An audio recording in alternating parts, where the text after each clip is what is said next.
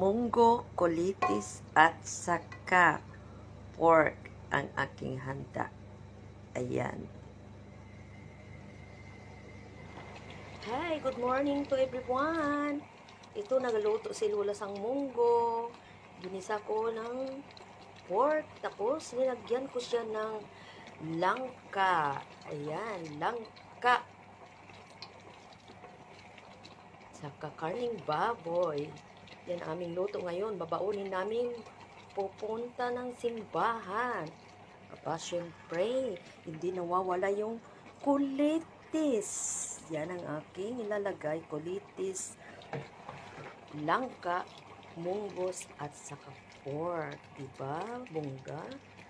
Oh, may Paskwa kasi ngayon. Kaya ayan. Aming handa ngayong umaga.